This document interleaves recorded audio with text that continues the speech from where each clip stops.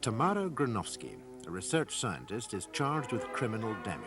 The prosecution alleges that in September of last year, she destroyed 13 animals that were being used for experimental work by Geoffrey Appleton, a scientist researching in the same field as herself.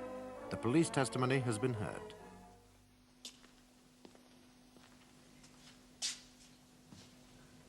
What is your religion? Agnostic, I will affirm. Raise your right hand and read aloud the words on this card. I do solemnly, sincerely, and truly declare and affirm that the evidence I shall give shall be the truth, the whole truth, and nothing but the truth. You are Geoffrey Roger Appleton of 67 Hope Road, Fulchester? Yes. Are you a postgraduate student at the Horowitz Memorial Laboratories? That's right. And you're a BSc in biochemistry, I believe. Yes. And until recently, you were working on a thesis in the Department of Molecular Biology. Yes. Was the subject of your thesis a study of radiation techniques in immunology? It was. And did some of the research entailed in the preparation of this thesis of yours involve subjecting live animals to controlled doses of radiation? It did. Now, immediately before the time with which we're concerned, how many of these animals were you working with? About 60, just over. Yes, and were you in the process of observing the effects that these doses of radiation had on the animals? These animals, Mr. Appleton, were they? Rats, my lord. Yes. Yes, I was in the process of observing the doses of radiation on the animals. On the 11th of July last, was there an accident in an adjoining laboratory? Yes. Now, would you tell his lordship and the jury about this, please? One of the laboratories on the same floor as the one in which I work is engaged in making viruses of various types for experimental work. There was an accident in the laboratory and a quantity of virus escaped into the air. What kind of virus was this? It was a cancer virus, MX07. You say it was a cancer virus? Mr. Yes. Yes. Now, these matters are unfamiliar to most of us. Will you explain what happens in these circumstances when a virus escapes? The building was evacuated, but it wasn't a particularly vigorous virus. There was little or no danger to humans from Yes. it. What effect did it have, however? It killed all my rats, except for 3. All except 3. Yes. And you've said that you were working with more than 60. Yes. I've got to admit the significance didn't strike me immediately. I suppose I was too upset by the death of my rats. When did it strike you that this was significant? The following week, in Paris, I had to attend a conference at the Sorbonne. An American biologist was reading a paper on mutations, and Miss Granowski read a paper on her work, which I happened to hear. It was her work concerned with this same virus that you've just mentioned? Yes, MX07. How did it come about that it was the same virus?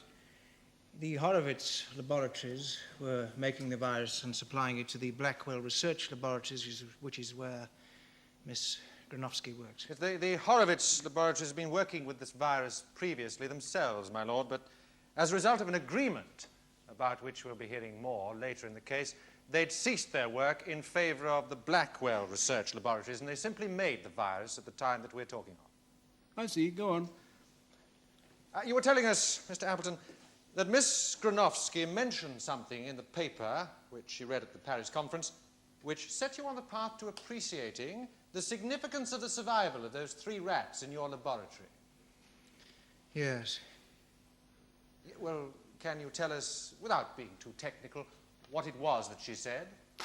Yes, she was talking about the method by which she made a cell which was not malignant, but which contained a dormant virus in the cytoplasm into a cell which was malignant by activating the virus with radiation. Yes, well, I doubt whether we'll ever quite understand all that, but it was this open, public statement by Miss Granowski which suggested the significance of your own work to you. Yes. While you were in Paris, did you meet and talk to Miss Granowski? I spoke to her once. I was introduced by the American I mentioned. I spoke to her about a paper. I might have been a bit cruel about it, but there, you see. Did she tell you any more about her work? There's always a certain amount of social palaver at these conferences. I may have seen her more than once, but I only spoke to her once. Yes. But did she tell you any more about her work, except what you'd gathered from her paper? No, we didn't talk about it, except I told her I didn't think an awful lot of it. I thought some of the experimental details were rather sketchy. But did she divulge any secrets, confidences to you? No. On your return to England, what did you do? The 3 survivors were a mother and 2 young, a male and a female. I dissected the older female and took some tissue, which I examined and did tests with. And I concluded from these tests that the animal was resistant. The nucleus of the cell had not been entered, and therefore the animal was resistant to this virus. What was your reaction to this? Well, it was early days, but it was remarkable. Quite remarkable. Certainly Miss Granowski had not come up with a cell that was resistant, let alone an animal that was resistant. When you say resistant, you mean resistant to cancer? To this particular cancer virus, yes. Are there many different cancer viruses? Oh, yes. I mean, one doesn't know, but one would suspect thousands. But I don't want to mislead you. This wasn't the cure for cancer. This wasn't the answer that everyone is searching for, far from it. But it might have contained the answer. It might have provided the handle whereby the answer could be discovered. Having established that this animal had been resistant, what did you do? Well, you realize I'd only got 2 animals left, so the first thing to do was to increase my stock. Did this take some time? Indeed. I bred from this brother and sister until I had 13 animals. I did tests on all the litters, and I found that the animals were all of the same resistant strain. Now, at this time, there was an agreement between the Horowitz laboratories where you were working and the Blackwell research laboratories where Miss Granowski was working, whereby for certain concessions, the Horowitz would not engage in any research in this field. That is, the one in which you were becoming engaged. Now, were you aware of this agreement? Yes. Didn't you feel that you should not pursue your research because of it? No, the agreement was an old one. It had been in force for 3 years, and in the light of this discovery, it ceased to have any validity as far as I could see. During the course of your experiments, did you visit Miss Granowski at the Blackwell Research Laboratories? Yes. Did you make this trip especially to see her? No, I was in London anyway. Well, why did you visit her? I had time on my hands, and I had it in mind to talk to her about my discovery. Did you talk to her about it? No. Why not? I found her manner very off-putting, and I was afraid she might refuse to cooperate and tell Hutton, and that would be that. He would stop the work. Yes, now you're referring to Sir Walter Hutton, who is the director of the Horowitz. Yes. So what did you talk about during this meeting? Scientific small talk, really. I asked her how her work was progressing. She muttered something about it being all right, and then we talked about the work of a mutual acquaintance at University College. When you asked how her work was progressing, did she tell you anything which might have been of value to you? No. Now, you see, Mr. Appleton, it might appear that you were cribbing her work. Anything she could have told me at this stage would have been precious little value to me. But if she didn't talk about it, how could you be sure? Because I was aware of her experiments. I'd read her paper, and I knew that I was some way past the stage that she had yet to reach. So if I understand you correctly, Mr. Appleton, you visited her with the intention of sharing your greater knowledge, but ended up merely by making scientific small talk. That is a way of putting it. Yes, go on. Not one that I would have chosen. Yes, I merely wish to confirm my opinion, my understanding, that your visit was of a philanthropic nature, Mr. Appleton. Do you think that there was anything in what you said or did during this visit that might have led Miss Granowski to suppose that your purpose in being there was to spy on her work? I'm sure there wasn't. Now, sometime after your visit to Miss Granowski in London, you invited her to look at your work, did you not? Yes, I did. Did she ask why you thought this work would interest her? Yes. And what did you tell her? I told her about the accident in the adjoining laboratory, and I told her that what I was going to show her was from one of the animals that had died from the release of this virus. Her virus, as she called it. She called it her virus? That's correct. In conversation, she had this habit of referring to it as my virus. I suppose Rather unkindly, we used to call it Granny's virus in the laboratory amongst ourselves. Well, did you think that since you were both now working on the same virus, it would be helpful to hear her comments on your work? Yes, I did. And so on September the 6th last, did Miss Granowski come to Fulchester to see your work? Yes. Before you showed her the work, did you say anything to explain how you came to be doing it? Yes, I made it absolutely clear that the work was the result of an accident and there'd been no deliberate breach of the agreement between the two laboratories. And when you said that to her, what was her reply? That she was grateful for the opportunity to look at the work and that she accepted the explanation. What was her demeanor or her reaction to what she imagined you to be doing? She seemed almost indifferent. And did that attitude persist when she looked at the work? No, it changed completely. Will you tell us about that, please? Within 10 minutes of me starting to show her the work, I started by showing her the electron micrograph of one of the nuclear membranes of one of the resistant cells. She became extremely angry. She told me to stop. She told me she didn't want to see any more. She called me a snake in the grass. You say that she said she didn't want to see any more? Yes. It's one of those typical things, isn't it? No sooner had she said it than she was demanding to see what controls I'd used and so on. In other words, she said she didn't want to see any more, and then she demanded to see more. Absolutely. She insisted that my work was not conclusive, that my techniques were weak, but the one thing she never made any headway with was the basic conclusion of the work. But then again, she has that way that women have of ducking the unpleasant point at the moment of confrontation. What was the unpleasant point in this case, Mr. Appleton? That here was tissue that was resistant to her virus, something that in 6 years of work she had not been able to produce, and that any gentleman's agreement that existed between the two laboratories could not now prevent me from continuing with this work. Yeah, I see. Well, I think after hearing so many technicalities, Mr. Harvester, it would be better to adjourn now and resume after lunch.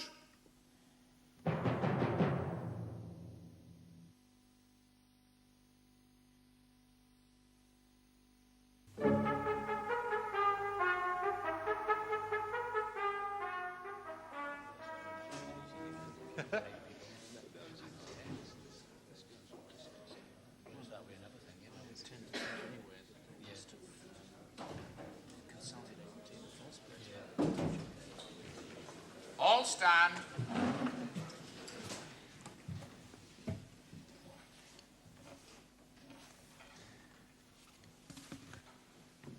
My Lord, I'd like to recall Geoffrey Appleton to the witness box. I would remind you that you are still on oath, Mr. Appleton. Mr. Appleton, during this part of the talk of yours with Miss Granowski, where were you? In my room. This is just off the laboratory. Was Miss Granowski behaving more calmly now? Yes. Was there any discussion about what course of action you'd take in the future? Yes. Tell us about that, please. She wanted all the work transferred to her. And tell the court in detail, please, what she wanted. She wanted all my experimental data, the rats of the resistant strain, transferred to her at the Blackwell Research Laboratory. But hadn't she said that the work you were doing was worthless? Yes. Did you not point out the paradox to her? No, I've got to admit that in the heat of the moment, the irony of her suggestion didn't strike me. What was your reply to the suggestion? Absolutely no, that's all. And was that the end of the interview? Yes, she went. Now, Mr. Appleton, I'd like to recap on some details that are rather important.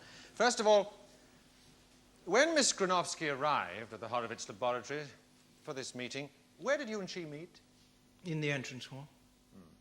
Were you there already before she arrived, or vice versa? I was there first. Now, in the entrance hall, there's a porter's lodge, is there not? And there's a porter, lodge keeper, what you will, whose job it is to direct people, visitors, and generally to see that things are all right. Yes, there is, yes. This gentleman will be appearing later, my lord. Tell me, the fact that you were waiting to meet Miss Granowski meant that she didn't have to consult this lodge porter, did she? No, she came straight through the doors. I greeted her and took her straight down to the laboratory. Yes, I see. It's a small, but, as it will transpire, very important point. Now, part of your conversation, your interview with Miss Granowski, took place in this room adjoining the laboratory. Yes. While you were in that room, did anyone else come in? Yes. Who? A student came in for the key for the irradiating unit. Ah, now, irradiating unit. Would you tell the court, please, what that is precisely? It's a piece of equipment I use in my research, which it is used to administer extremely controlled doses of radiation to animals. And is it a dangerous piece of equipment? It can be, yes. Is that why it has a key? Yes. Is access to the use of this machine restricted? Yes, to people whose work officially requires it. Would it be possible to use this machine without the key? No. And was this the machine that was used, that was the instrument by which your rats perished? Yes, it was. And you are positive that this student came in and asked for the key while Miss Granowski was there in the room? Absolutely certain. Where did you take it from when you gave it to him? The top drawer of my desk. And so Miss Granowski had the opportunity to see where it was kept? Yes. Very well. The day after Miss Granowski's visit, did Sir Walter Hutton ask to speak to you? Yes. And did you show him your work? Yes, I pointed out the importance of the discovery and asked him to allow me to continue with this work. When did you next speak to Miss Granowski? 8 days later. Or did you telephone her? Yes. Would you tell the court, please, what was said? I told her that Sir Walter had spoken to me, and I told her what I'd said, but that I'd no intention of stopping my research. I explained carefully that I felt no moral obligation to discontinue, since our approaches to the problem were so different. I also asked her why she was so anxious for me to discontinue the work if she didn't think that I was a threat to her, that is, to her supremacy in this field. What did she reply to that? Nothing, really. She was abusive. She went on about my methods, red herrings. She never actually answered a straightforward question with a straightforward answer. Would you say she was upset? Yes, very emotional. Did she say anything about what she intended to do? Yes, she said she was going to get the work stopped. What did you think she meant to do? I simply thought that she would try and get the agreement between the two laboratories rigidly enforced. But you didn't take it as a threat to my destroy lord, the animals. I object to this insinuation. Oh, no insinuation is intended, my lord. Quite the reverse. I simply seek to show that this witness did not fear a threat to... Yes. One might otherwise suspect or ask why some measures were not taken in order to protect the animals. Yes, precisely, my lord. Yes, go on. Thank you, my lord. To reiterate, Mr. Appleton, you did not take this as a threat. No. During the course of this telephone call, did you say anything that may have taunted her, may have offended her? I think I might have done. I said she was quite welcome to become my assistant. Now, did that not seem rather unkind, under the circumstances? I regret it. I was angry and overworked. Let us move on now to Wednesday, the 25th of September last. That's the day on which these rats were destroyed. What did you do during the morning of that day? I assisted Professor Bell with one of his lectures. He was demonstrating radiation techniques. Was it normal practice for you to assist Professor Bell on Wednesday mornings? Yes. Do you have a lecture timetable? Yes. Is it on display? Yes, in the room where I spoke to Miss Granowski. When you returned from assisting Professor Bell, did you notice anything untoward with the animals? No. At what time did you return? After lunch, about 1:45. So what time did you notice that all was not as it should be? I came into the laboratory during the night. Why was that? It was another piece of research I was engaged on, my lord. It required that I made observations every 4 hours. What did you notice about the rats on this occasion? One of them appeared to be sickening. What did you do? Nothing at first. I was too busy with, well, what I'd come in to do, and then I noticed that the one I've mentioned and 2 others had not eaten their last feed. You notice anything else? Yes. What? They were not in their correct cages. They'd been swapped about. What did you do when you realized this? I took one of the animals, one of the ones that had not fed, and did a blood test on it. You did this immediately? Yes, it was a nuisance. I was in my pajamas. What was the result of this blood test? It showed that the animal had been subjected to an intense dose of radiation. What did it mean? That it would die. Did you test the other animals? Yes. Concentrate, Mr. Appleton. Speak up. Yes, all of them, all. What did you find? That they had all been subjected to similar doses of radiation. So there's a report prepared by the police laboratories, which is agreed by the defense, my lord, which confirms what this witness is saying. How many rats were there at this stage, Mr. Appleton? 13, my lord. Did the results of the blood test show that they would all die? Yes. Just a minute. Was there no method of saving these animals? No.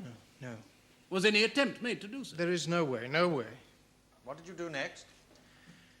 I checked the irradiating unit. It had been used. It had been used to administer doses of radiation corresponding to those which I found in the animals. Now, you've told us that you had the custody of this key. Yes. No. That was on the 6th of September. Yeah. Am I not right, Mr. Harvesty? The witness has not said that he had the custody of this key at the time we've now reached. Indeed, I do apologize, I my did lord. indeed still have it on that day. Mr. Appleton, was there no college regulation regarding the custody of this key? Yes, the registrar normally kept it. Well, then how is it that you had it in your possession for such a long period of time? Laziness, my lord. I didn't bother to give it back when I should have done. Oh, I see. When you checked, was the key still where you'd left it? Yes. Had anyone asked for it during the course of the day? No. It's true, therefore, that whoever used the irradiating unit would have had to have known where to look for the key. Yes. Was there any sign that they'd had to search? I mean, was there a mess? No, they'd apparently gone straight to it. Yes. The jury will remember that the witness has told us that Miss Granowski was in the room when the key was handed to a student. Yes. Do you think that the irradiation of these animals could have been an accident? No, there's a device on the unit which absolutely rules this out. Could it have been a malicious joke on the part of someone in the college? No. There is no one in the college who bears you sufficient ill will to do this thing? No. What happened to the animals? By 6 o'clock the following day, the last one had died. Did that mean the end of your work in this subject? Yes, it was the end of the resistant strain. There was no way of recreating it. So the death of these animals meant that you were no longer working in competition with Miss Granowski? Yes, it did.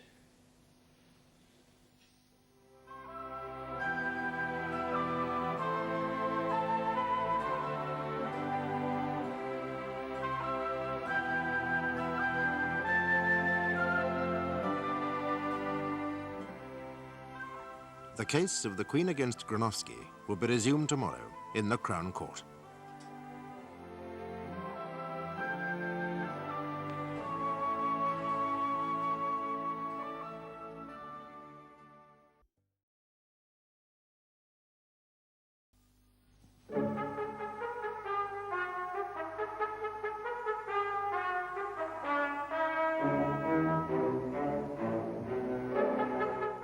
Yesterday, Geoffrey Appleton told the court how he had found 13 rats that he had been using for experimental work on a cancer virus had been killed while he was absent from his laboratory. Tamara Granowski stands charged with committing the crime. You say that you spoke to Miss Granowski on only one occasion in Paris? That's correct. Well, my client will say that you pursued her constantly. And you asked her whether she had any suspicions as to where the resistance to this cancer virus you both were working with might be found, did you not? No, I didn't. And she told you, did she not, that she believed or suspected that the seat of resistance would be found in the structure of the wall of the nucleus of the cell, the nuclear membrane, as I believe you called it. She didn't mention the nuclear membrane. Well, my client will say that she did, and that you showed great interest in it. No. Now, Mr. Appleton, when you visited Miss Granowski in London at the Blackwell Research Laboratories, you were specially asked to see some electron micrographs of the nuclear membrane that she had made in the course of her work. No, I saw nothing of her work in London. She will say that you did. She will say that you asked to see, showed particular interest in this one set of prints. It's simply not true. It is the case, is it not, Mr. Appleton, that since this was not, indeed is not, your field, you were continually forced to use Miss Granowski's technical skill and hard work to take shortcuts with the work that Providence had placed in your hands. No. This was your reason for following Miss Granowski from Paris to London and then inviting her up to Fulchester, wasn't it? I didn't follow her. I went to Paris, where Miss Granowski happened to be. But why, Mr. Appleton, while you were there in Paris, did you not mention your discovery to her? Because the significance had not occurred to me. Why did you still make no mention of it when you visited her in London? I was under no obligation to do so. Oh, surely there is a code of ethics, Mr. Appleton, that requires you stop well short of pumping fellow scientists about their own work when you were secretly engaged in a similar study. That is not what I was doing. Well, does it surprise you when I tell you that that is how it appeared to Miss Granowski when she visited you in London at your invitation? I had not been pumping her about her work. Well, does it surprise you that that is how it appeared to her? Yes, frankly, it does. Well, it may not surprise the jury. Well, the prosecution has made great play on the anger shown by Miss Granowski when she saw your work. And it's been implied that this anger was a result of her realization that you had surpassed her in her own field. But the truth is that she felt betrayed and disgusted when she saw the way in which you had used her. Is that not so? If she felt that way, she was wrong. But what she saw, apart, of course, from this so-called resistant strain of wonder rats, what she saw was an almost exact replica of her own work, repeated by you under her unwitting tuition, wasn't it? No. Now, you told my friend that Miss Granowski asked that the rats should be transferred to her laboratory for examination. For her to work with? You said that the irony of this request, in the light of her scorn for your work generally, the irony did not strike you in the heat of the moment. Yes. They were your words? If you say so. So your interview with Miss Granowski was heated? She became angry, very. No, Mr. Appleton, you misunderstand me. You became heated, did you not? I may have become. Yes. Now, was this because she said that your work was poor and inconclusive? It was because by saying so, it was untrue. I mean, it wasn't. What exactly do you mean, Mr. Appleton? That was one of the reasons. And because I knew that when she said that, it was untrue. Why, having sought her authoritative comment, were you so unwilling to accept it when it came? Because she was prejudiced. Ah. Now, you've told the court, and it's confirmed by the police laboratory report, that the rats were killed by an excessive dose of radiation, which was administered in the machine, the irradiating unit, which was kept in the room adjoining the laboratory. Yes? Now, would you please describe for his lordship and the jury what the person who destroyed the rats would have had to have done in the way of removing them from their cages and so on? My lord, since the defence doesn't dispute that this is how the rats were destroyed, must we really go through all this? Mr. Latimer? With respect, my lord, I think the jury should be entitled to judge whether it is likely that a stranger to the laboratory, and especially someone of Miss Granowski's temperament, would have used this, as I think we shall see, cumbersome method of... Yes. I will allow this. Go on. Thank you, my lord. Would you please describe the process for the jury, Mr. Appleton? Well, they'd take the rats from the cages, put them in the machine, and then put them back in the cages. see I shall have to help you, Mr. Appleton. Now, are the rats kept in separate cages? Yes.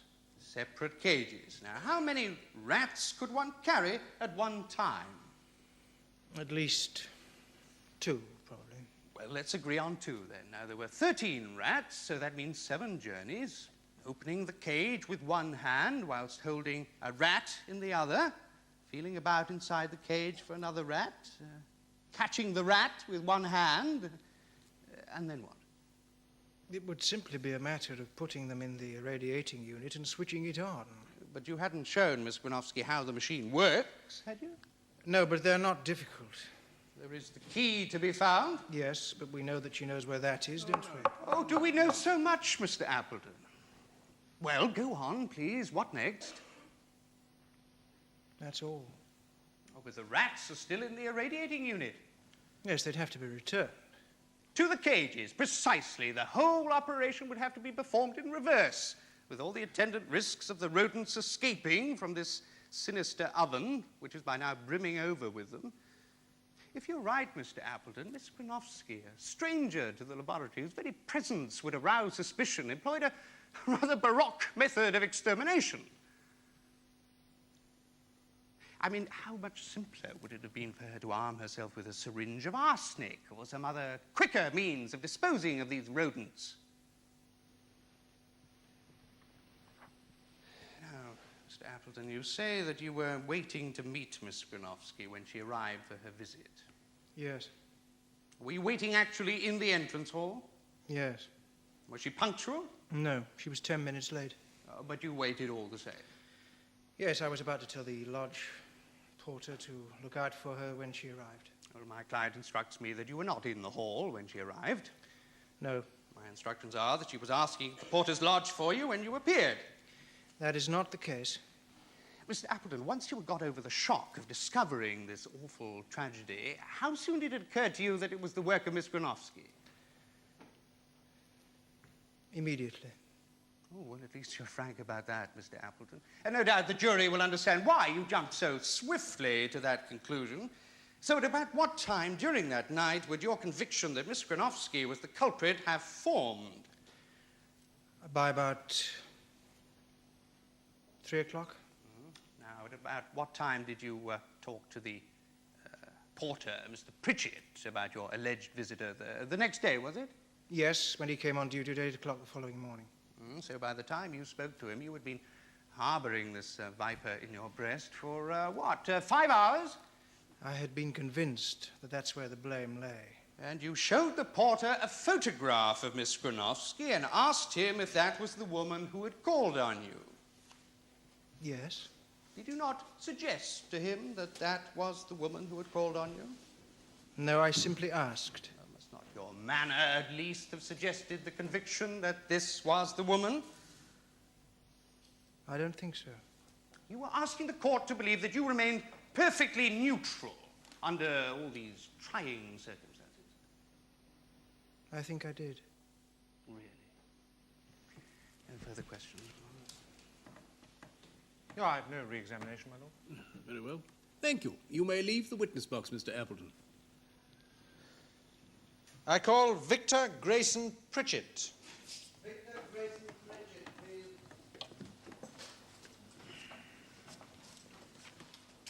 What is your religion? Church of England. Take the Bible in your right hand and read aloud the words on this card. I swear by Almighty God that the evidence I shall give shall be the truth, the whole truth, and nothing but the truth. You are Victor Grayson Pritchett of Little North Street, Fulchester? Yes. And are you the lodge porter at the Horowitz Memorial Laboratories? Yes. How long have you been lodge porter, Mr. Pritchett? 12 years. Would it be easy for a stranger to enter the building where you're lodge porter and wander around without being challenged? It would, yes. Would you automatically stop anyone from entering the building? Well, not unless they looked lost or suspicious, you know. So your job, if I'm correct, is to act more as a guide than a guard? Yes. How is it that a person can wander about so easily? Well, my lord, there's over 1,000 new students every year, and their friends come in from, you know. Well, I mean, you've never seen half of them in your life before. You say students, but are not these students of a wide range of ages? For students, yes. There's mature students, you know. I mean, the sort you'd never think of as students. Yes. Could I, for example, wander around quite easily without attracting attention? If you wasn't wearing your wig, yes. I mean, if you didn't look lost, I wouldn't interfere. I mean, as for the students and the staff, they're so busy with themselves, they don't know where they are. I mean, the place could fall down around their ears, they wouldn't know. Yes, now, Mr. Pritchett, on September the 25th last, did a woman come into the building? Yes. Do you see that woman in court? I do. Over there. The defendant? Yes.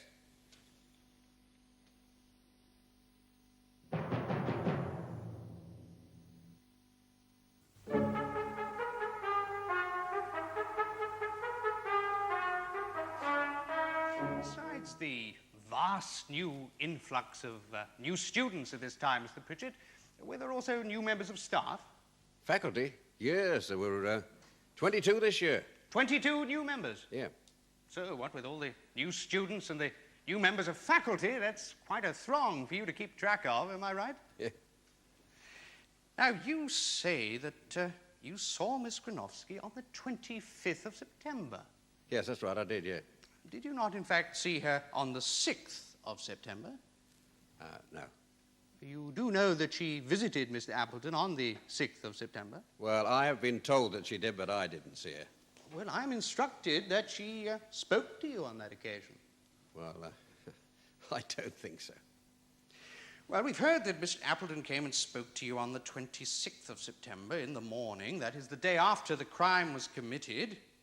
Now, when he spoke to you, were you aware that a crime had been committed? No, I wasn't. Now, we've heard that Mr. Appleton showed you a photograph of Miss Granowski. Yes, that's right, he did, yeah. Yes. May the witness be shown Exhibit 3, please?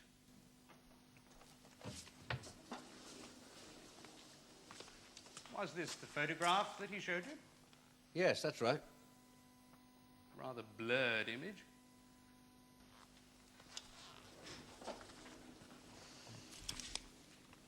Are there no copies of this?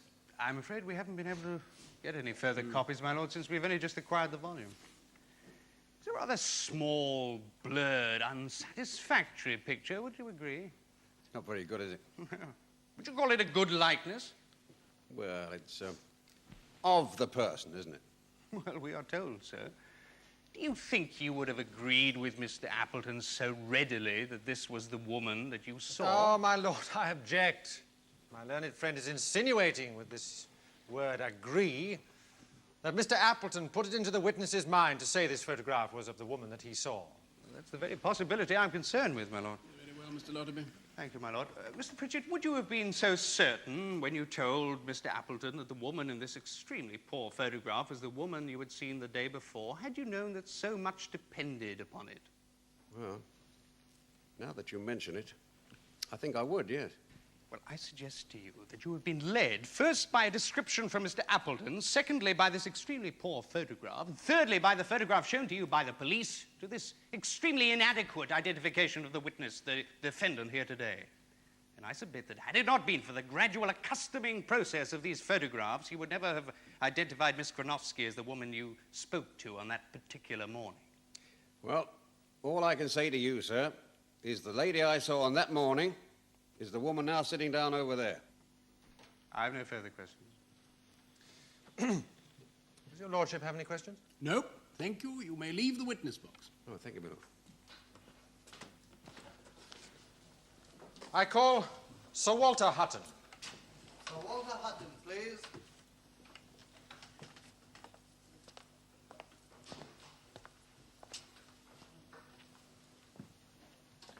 What is your religion? Church of England. Take the Bible in your right hand and read aloud the words on this card. I swear by Almighty God that the evidence I shall give shall be the truth, the whole truth, and nothing but the truth. You are Sir Walter Hutton of Grangewater, Little Headon, Fulchester. Yes, And are you the director of the Horowitz Laboratories? that's right. Sir Walter, are you familiar with the details of this case? Yes, I am. When did you first hear that there was a dispute over this research? Granowski came to my office. She asked to see me in my office on September the 6th in the late afternoon. Yeah. I wonder, Sir Walter, if you'd mind speaking a little more towards his lordship and the jury so that they can hear you clearly. I'm sorry.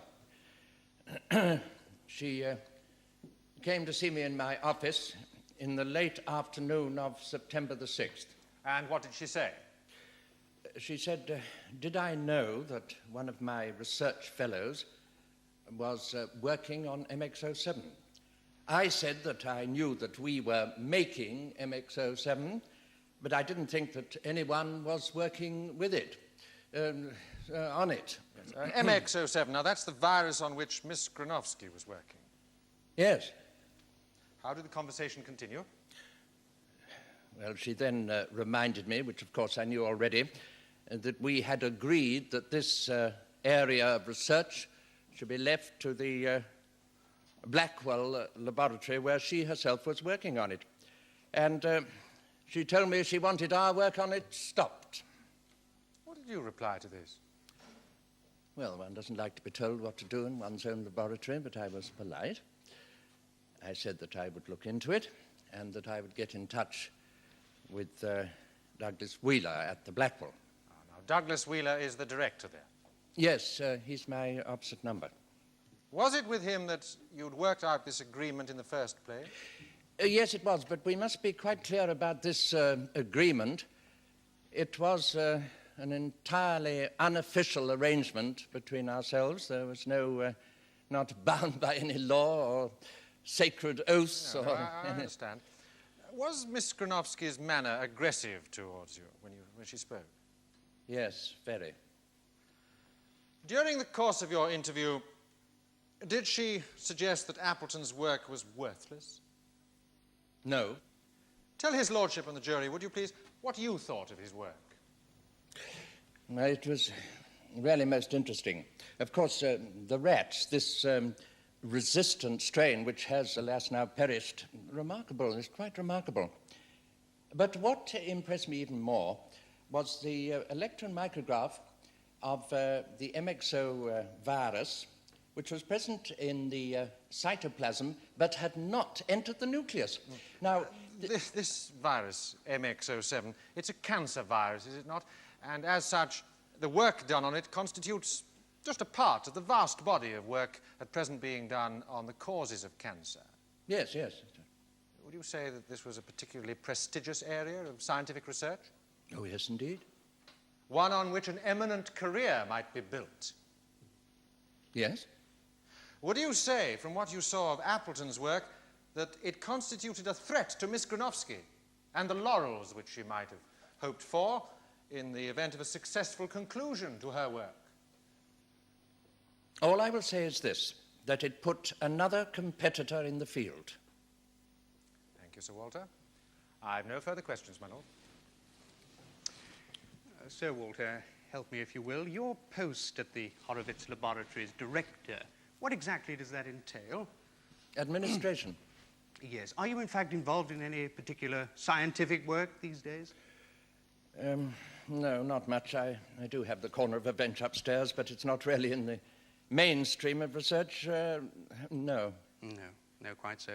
Biochemistry progresses at a rate never before attained, doesn't it? I mean, I'm told that the biochemical yearbook occupies 4 feet on the library shelves every year these days. What you're getting at, young man, is that I'm no longer in touch with what's going on. You may be right. Well, Appleton's work was in quite a specialized field, wasn't it? Yes, but all the same, one does know when a colleague is on to something. But in this highly specialized... Oh, yes, you may be right.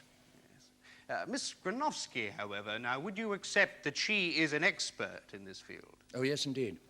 Oh, yes, I've read her works. Now, I'd like to deal with the agreement that existed between the two laboratories. Why did this agreement exist in the first place? Well, Wheeler and I decided that this competitiveness which was being generated was a bad thing, and the duplication of work, waste of resources. Yeah. Why was it that the Blackwell research laboratories got this area of work to themselves rather than the Horowitz? Largely because of Granowski. Precisely, largely because of Miss Granowski's, the enormous strides that she had made in this field. Yes. Now, in the light of that, do you find Miss Granowski's anger in any way surprising when she found the agreement had been broken? I don't find her anger surprising. You wouldn't be surprised that the only source of this anger was that the agreement had been broken, and nothing to do with any fear that she might be being surpassed in her own field by Appleton. Yes, very probably, but I am not subscribing to the view that there was a sort of horse race going on. No, quite so. I mean, this sort of competitiveness is quite deplorable. Indeed. Now, when did you first hear that this alleged crime had been committed? At 4 o'clock in the morning, Appleton phoned me. I got up and went down to the laboratory. Did you get in touch with the police immediately? No. Why not? Well, because it was all so inconclusive. I mean, nobody could tell what had happened to the rats. Didn't Appleton show you the blood tests he'd made? Yes, but they only showed that they had died of exposure to radiation. They didn't show who had exposed them or why. I mean, there was Yes, nothing... but did Appleton tell you that he was sure he knew who'd done it? Yes, he did. And did you think he was right? No. Why not? Because I find it inconceivable that one scientist could do such a thing to another scientist. Yes. Do you still find that difficult to believe? Yes, I do. So what made you call the police? Appleton came to see me later that morning with the porter, Pritchett. Would you agree, Sir Walter, that it was Appleton who was the prime mover in all the events that led to Miss Granowski facing these charges? He was certainly very anxious that she should be brought to book. Yes. Thank you, Sir Walter. No further questions. Thank you. You may go, Sir Walter. That concludes the case for the prosecution, my lord. Yes, well now, Mr. Lotterby, would you like to open your case? Oh, well, I'm quite prepared to, my lord, if you don't wish to adjourn. No, well, plenty of time. Oh, very well, my lord. Well, I'll call the defendant, Miss Granowski.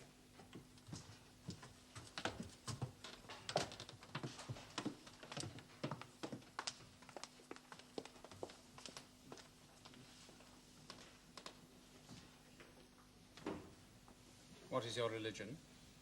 I have none. You wish to affirm? Yes. Please raise your right hand and read aloud the words on this card. I, Tamara Granowski, do solemnly, sincerely, and truly declare and affirm that the evidence I shall give shall be the truth, the whole truth, and nothing but the truth.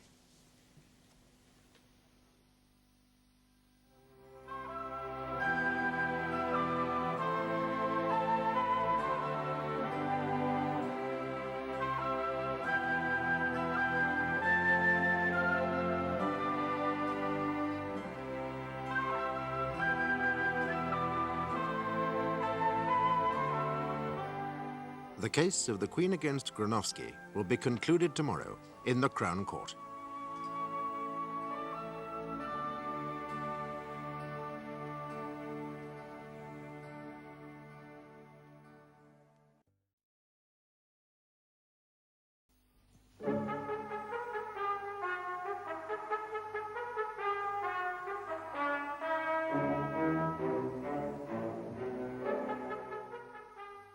It is alleged that Tamara Granowski was responsible for destroying 13 rats on which Geoffrey Appleton had been experimenting in an attempt to discover the reason for their apparent resistance to a cancer virus. The defense has opened its case, and Granowski is in the witness box. Miss Granowski, when you met Geoffrey Appleton at the Sorbonne last year, did you get the feeling that he was going out of his way to speak to you? Yes, I did.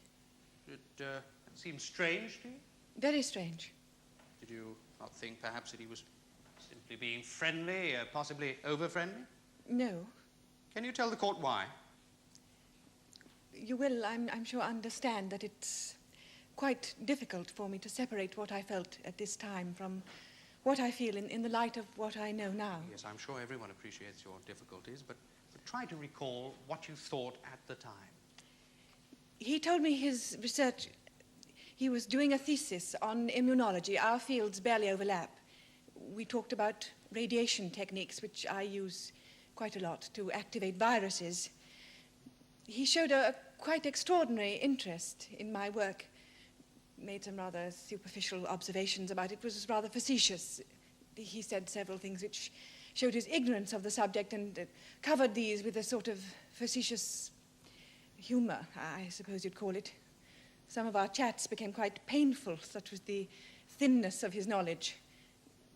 He liked to play a sort of guessing game, extrapolating from my observations. All in all, he showed an inordinate interest in your work for no good reason that you could perceive. Am I right?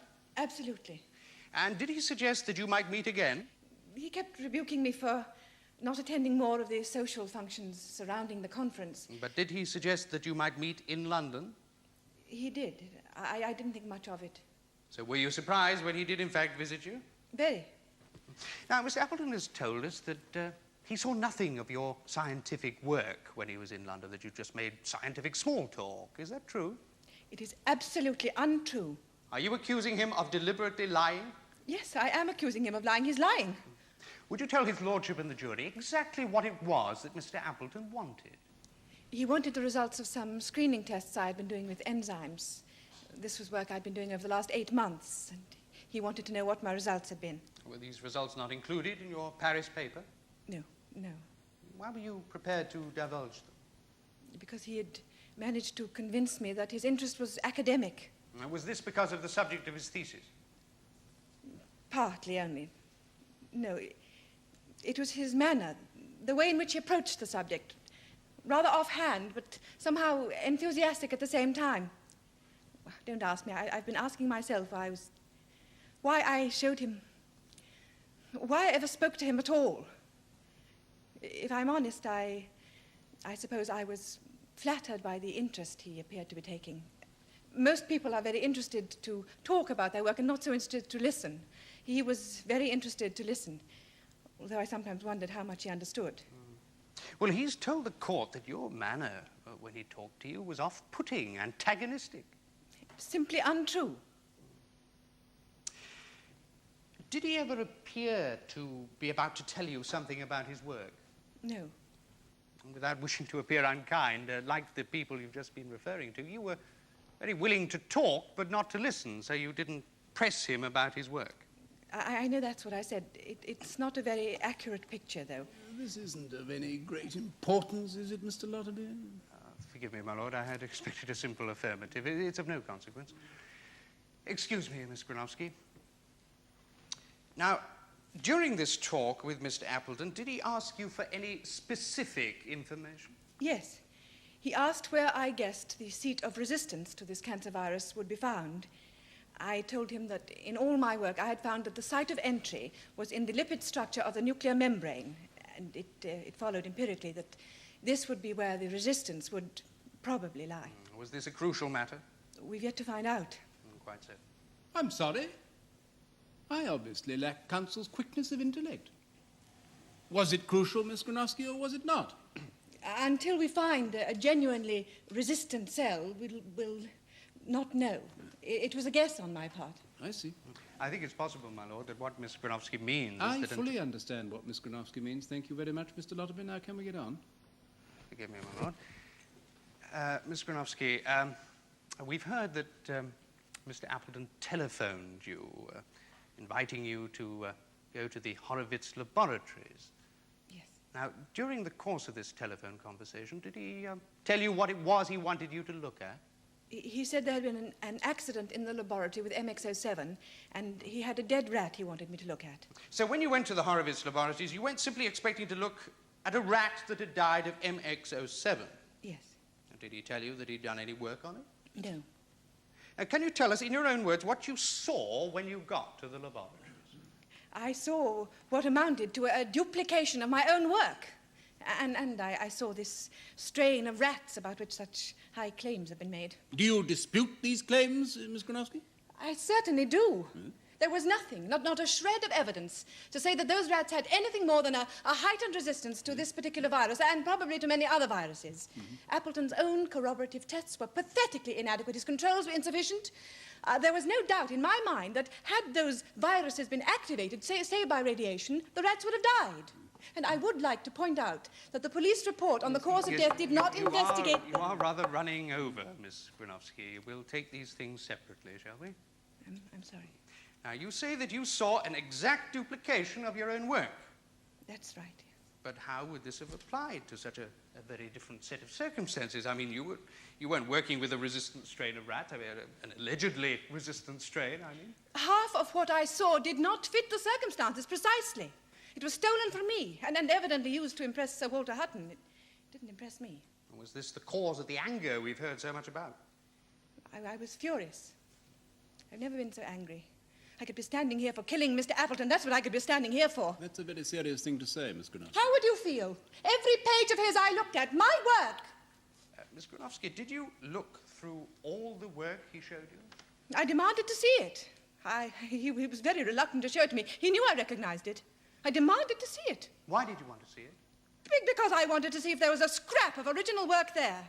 Did you suggest that the rodent should be transferred to you at the Blackwell Research Laboratory for you to work on? Yes. Why? It was worth investigating. It would have been quite interesting. But mainly because I didn't want any more work on that virus done outside the Blackwell. Why not? It was a dangerous precedent. Someone more able might have come along and started to work with those animals, and the whole futile competitiveness that this agreement between the laboratories was designed to eliminate would have been with us again. Now, your discussion with Appleton, was some of it conducted in his room adjoining the laboratory? Some of it, yes. And during the time that you were there, did a student or anyone come in and get a key from Mr. Appleton? Someone came in. I don't know what for. Did you see Appleton take a key from the top drawer of his desk and give it to this person? No.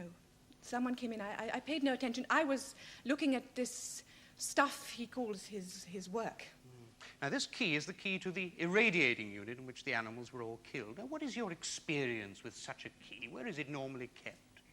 Either by one of the professors or by the registrar. So you wouldn't expect to find it in the desk of a research fellow? No.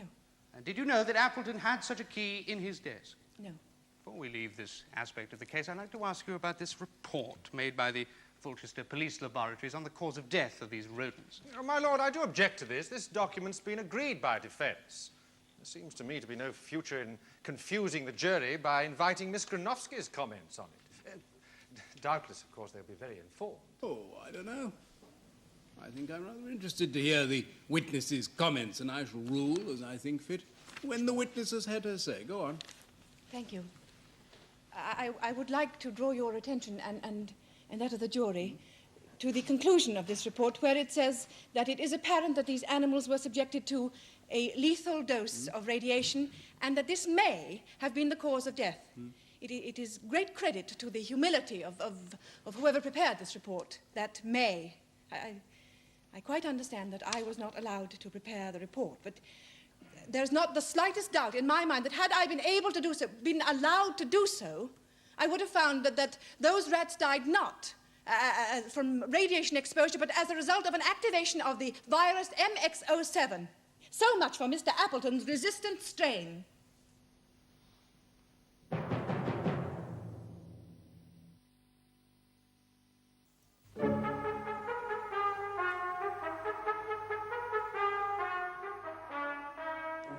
I would like to discuss your own work in a little more detail, Miss Granowski.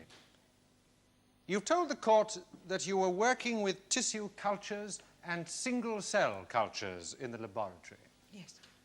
This was live organic matter that you were working with, was it not? Yes. Where was it taken from? Recently killed animals. Did you prepare these cultures yourself? Either I or my assistant.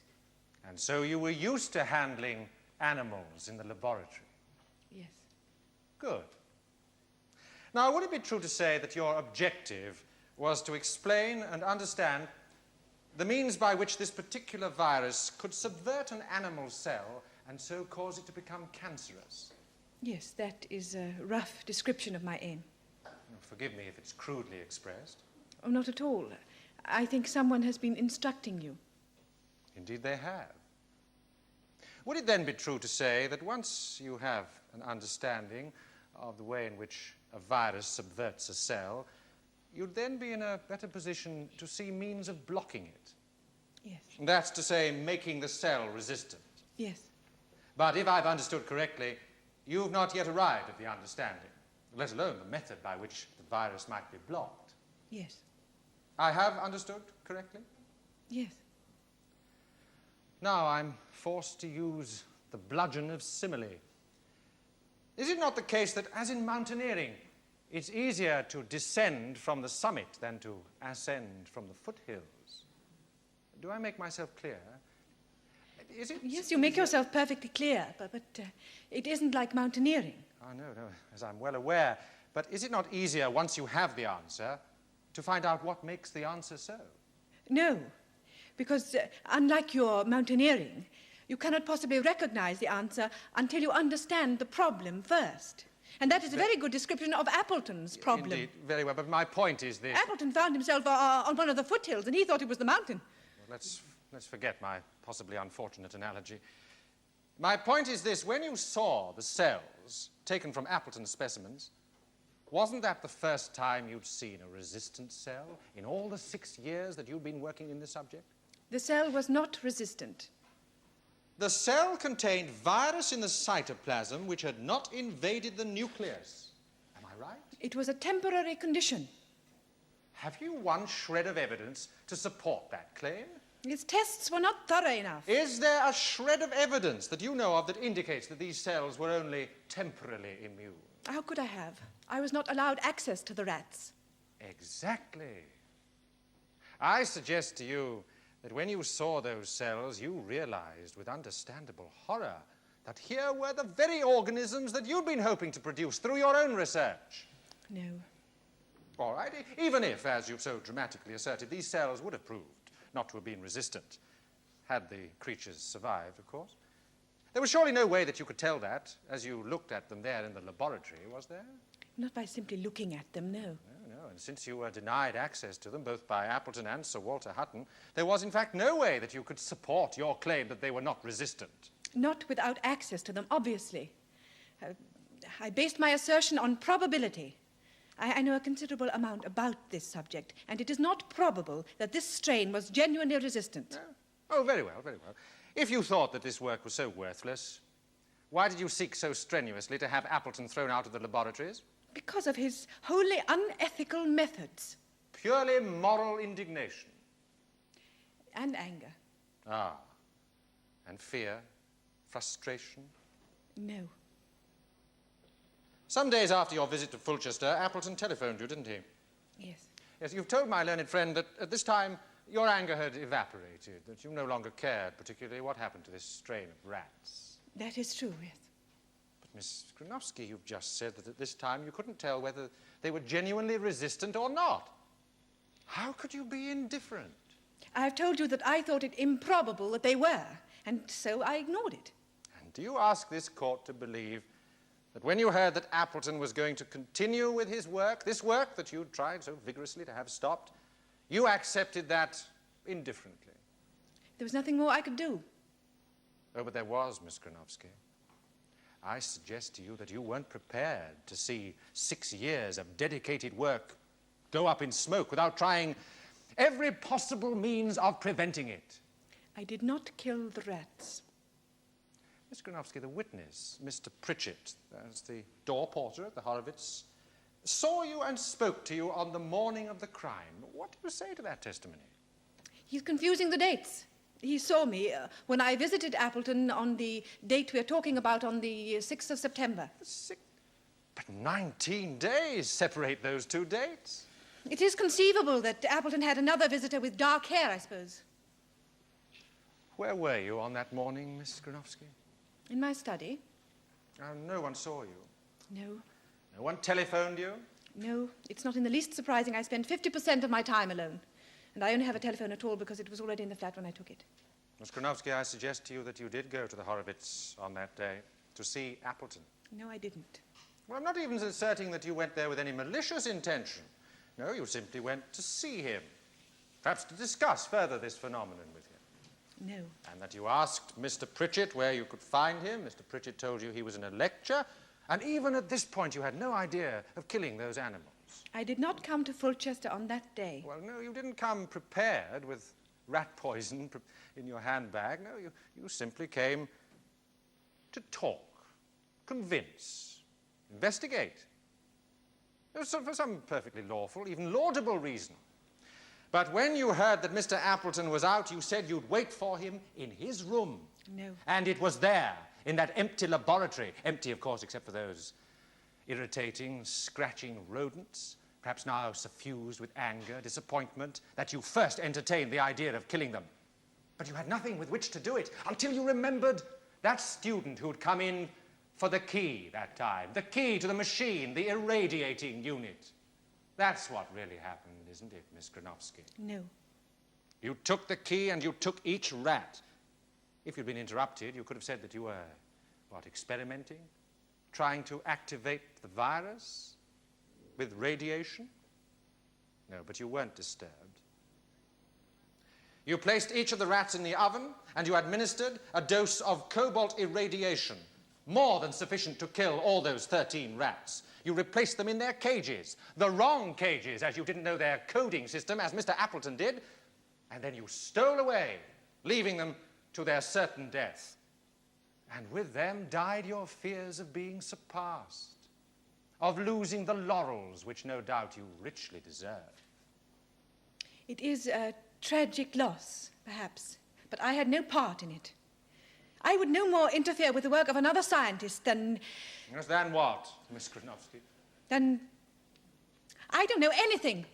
I just wouldn't do it. Indeed. That concludes the case for the defense, my lord. Thank you, my lord. Members of the jury,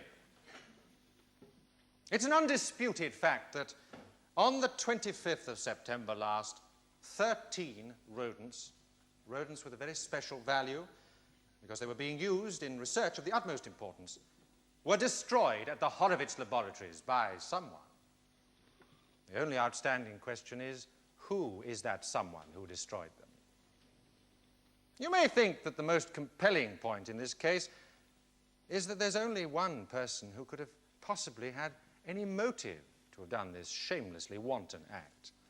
The defense haven't been able to make any suggestion as to why anyone other than the accused should wish to do such a thing. Now, it's suggested that the accused knew that these rodents were in fact of no value, but they prove nothing, and therefore it's absurd that she should have bothered to kill them.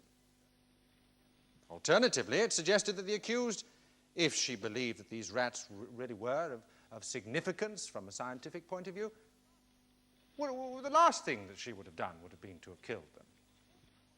But the important point, you may think, is that rightly or wrongly, Mr. Appleton believed that they were of the utmost importance in terms of research, and that their destruction would be a terrible blow to him. Thus, if any person wished to strike at him through anger, revenge, frustration, whatever, then these rats provided the perfect means. The accused claims that she wasn't at the Horowitz laboratory on the 25th of September. But the lodge porter is quite certain that she was the woman that he saw and spoke to on that day. It follows then that she's lying, and if she's lying, you may ask yourselves why. I suggested that the answer is plain. I suggest it's because she did go to the Horowitz laboratories on that day and engaged in criminal activities. Members of the jury, in my submission, the evidence points inescapably to the guilt of the accused. And I ask you to bring in a verdict of guilty. My lord, members of the jury, the prosecution has claimed that there is only one person who could have had any motive to destroy these rats, stressing that the defense has been unable to point to anyone else who could have had a motive. But it is not for the defense to point the finger of guilt at anyone. It is simply for the prosecution to prove to you beyond all reasonable doubt that the person responsible for killing those rats was the defendant. And I ask you, members of the jury, whether it is likely that this highly intelligent young woman would have engaged herself in such a a bizarre act of extermination. Now, I submit that a motive has hardly been established, because I maintain that if these rats did in fact hold the key to the problem that Miss Granowski had been researching with such dedication for 6 years, well, it's inconceivable that she would have destroyed them. If, on the other hand, the rats, she thought, were unimportant, well, she would have hardly have gone to all the trouble and danger that destroying them would entail. No, members of the jury, the evidence against my client is all circumstantial, and it is very weak. I submit, members of the jury, you must find the defendant, Miss Granowski, not guilty. Thank you. Members of the jury, the accused is charged with criminal damage. Now, this offence is committed where a person who, without lawful excuse, destroys or damages any property belonging to another, intending to destroy or damage any such property, or being reckless as to whether any such property would be destroyed or damaged. Now, the items in this case are, of course, these rats belonging to the Horowitz laboratory. That someone destroyed them cannot, you may think, be doubted. Now, you've listened patiently to the evidence, a lot of it very confusing to you as it was to me. But you will have had the opportunity to form your opinions, your judgments, of the reliability of the various witnesses and of the accused as they gave their evidence. You may wish to consider the evidence of the key to the irradiating machine and the allegation that the accused knew of its whereabouts. At the same time, you may wish to consider the evidence of the generally lax security arrangements at the Horowitz laboratories. As learned counsel for the defense has rightly pointed out, the accused need prove nothing. The burden lies on the prosecution to show, to your entire satisfaction, that the accused did what is alleged. Will you now please retire and consider your verdict?